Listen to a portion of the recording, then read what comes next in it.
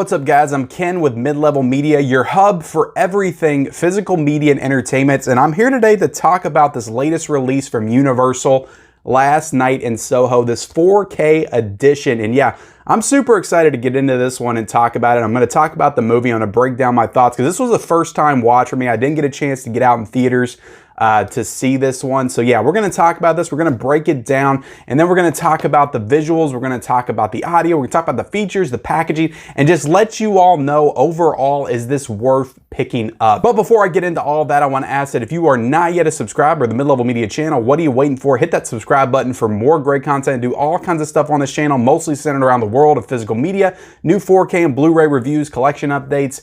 I do Blu-ray out and about videos. If you like 4Ks and Blu-rays, you'll like this channel. Hit the subscribe button. Also, be sure to like this video and let me know in the comment section below, what do you think of this movie? Did you pick up this release? Did you grab the 4K? Did you grab the Blu-ray? Are you going to pick this up at any point? I will have the link for purchase in the description below if you do decide to pick this up based on whether or not I recommend it or don't recommend it. We'll get into that here in a second. But yeah, definitely comment down below and turn on those bell notifications for future videos. So let's get into this, guys. I'm going to start by talking about the movie. So this movie is written and directed by Edgar Wright, starring Anya Taylor-Joy, Thomasin McKenzie, and Matt Smith. And basically, I don't know how to fully describe this movie, but it's basically about a girl that's going to college. She's going to like fashion design school. She moves to London. And she starts having these visions of the past. So it's kind of like this movie where they're going back and forth between time. Like she's going back from present day to back in the 60s, and she's having visions of this girl, this singer from the 60s. It gets really dark and almost supernatural in nature throughout the movie. So again, it's a very hard premise to really describe and pin down. And overall, guys, look, I'm a fan of Edgar Wright. I would consider myself a fan of his work. I love Shaun of the Dead and Hot Fuzz. I haven't seen At World's End. That is his one movie that I haven't seen yet. Scott Pilgrim's a really fun movie. Baby Driver I really loved. So I would say I'm a fan of Edgar Wright. This one, to me, first watch, you know, I'll give it another chance down the line. Maybe it's a movie that'll grow on me. But first watch, it's definitely my least favorite Edgar Wright movie. This is the very definition of just all style and no substance. It's a beautiful movie. Like the visuals in this movie are incredible. I could tell that from the trailer, but it's just one of those movies that you could probably tell when I was trying to describe the synopsis of this movie. You don't really know what it's about, what it's trying to do, what it's trying to say, until you get to the last like 15 minutes of the movie. So it's hard to really connect to any of the characters, to really get behind anybody, to even know who you're supposed to connect with or empathize with or root for in a sense. And maybe you don't, maybe you're the type of film watcher that you don't have to have those things, but I am. Like, I have to be able to connect to a character and to a story just in some way for me to be able to enjoy the movie. And this movie, you can't really connect to anybody, and they definitely give you something in the last 15 to 20 minutes, but by then it's kind of a little bit too late. By then you don't really care, or at least I didn't. So yeah, visually speaking though, this movie's an absolute marvel. Like the color use in this movie, fantastic. Some of the shots, like Edgar Wright's just a master of like directing and cinematography and editing. Just some of the best stuff that you'll see on film. Just some really cool visuals.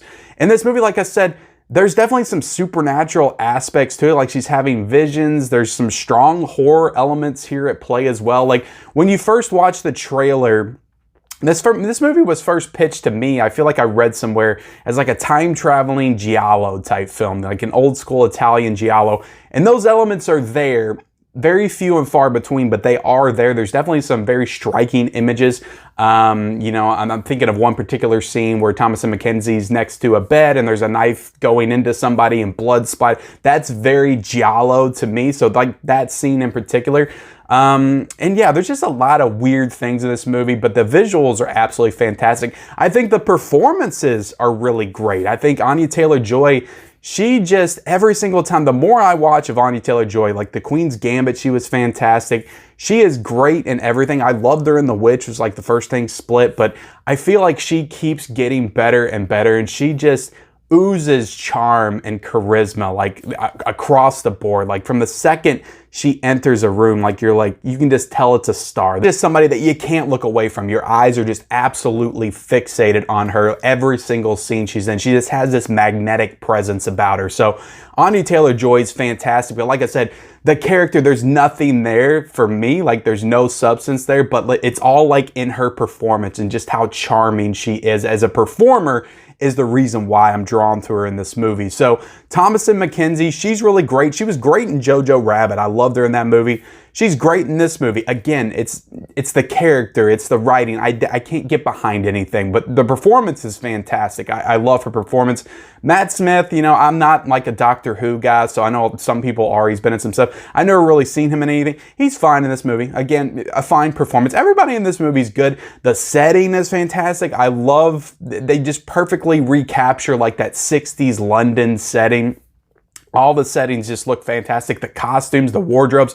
Aesthetically, guys, across the board, this movie looks fantastic. If that's all you're interested in, you just want some cool visuals, some cool style, some nice, clean, crisp directing and editing, this movie is for you. The score, I love the score in this movie. Definitely, like, just, you know, Edgar Wright, like I could tell with Baby Driver, just knows how to incorporate that score with the actual film and just make it a character itself and just part of the movie. So I love the score. The sound design's incredible. Like, there's a lot of incredible things about this movie. It's really just the story. It's the writing. I didn't really care by the time we got to the end of it. So as for an actual movie, guys, I got to give this like a 3 out of a 5.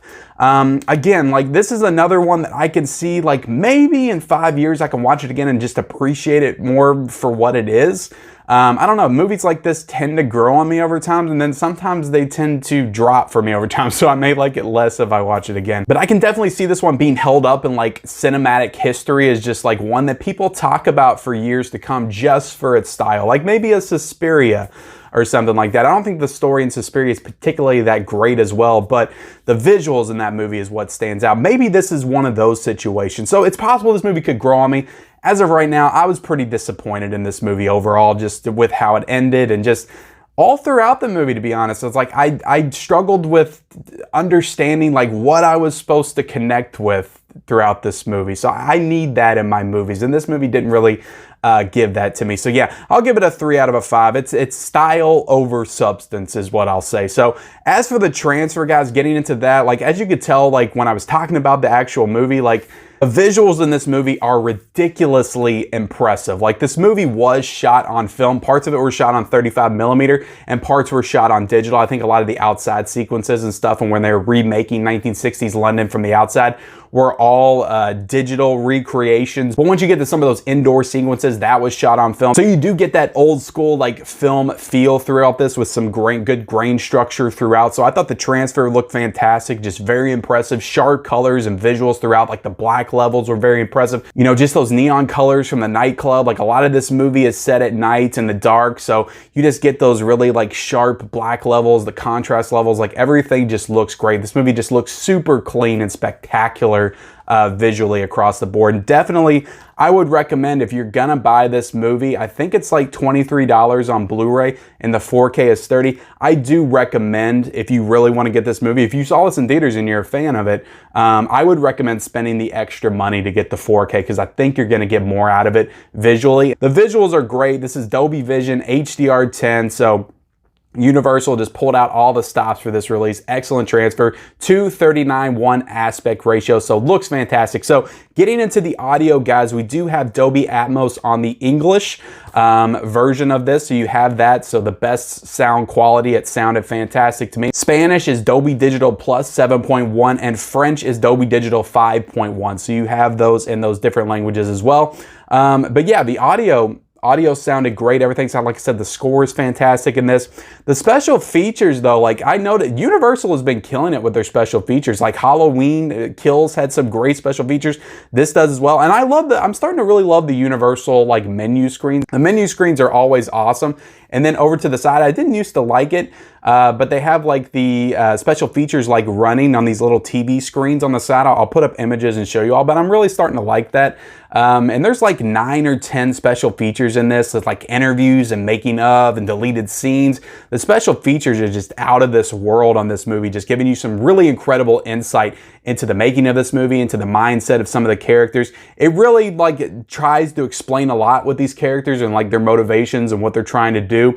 I still, after watching it, I didn't buy it. I was like, you're saying all this stuff, but I didn't get that when I was watching this movie. So, but the special features are fantastic. You get 2 audio commentaries on this film with Edgar Wright in both of them. So that's fantastic as well. So special features knock it out of the park with this release, guys. It's a fantastic amount of special features. Getting into the actual packaging, I love this slipcover. It's absolutely gorgeous. Like, this is just one of the best slipcovers.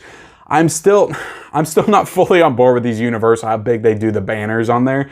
I don't love that. I've never loved it and I still don't, but I don't know. It's a really nice slipcover though. Like even the back when you flip it over, like some of those images right there of Thomas and McKenzie, Anya Taylor-Joy, Matt Smith, and all those different colors and stuff just look absolutely fantastic. And you know, you got disc art on the 4K, but no disc art on the Blu-ray. It's just the regular disc. You do get a digital code with this, 2 discs, Blu-ray, 4K. So overall, guys, this really comes down to, did the movie I'm explaining to you sound good? Did you see this in theaters and love it? Did you see this in theaters and just like it? It really just comes down to like what your preference is as to whether or not I can recommend this movie to you. If what I was describing for the actual movie sounds good to you, just all style, all visuals, great performances, but the story just didn't really hammer home for me. And again, that's for me. It could be different for you.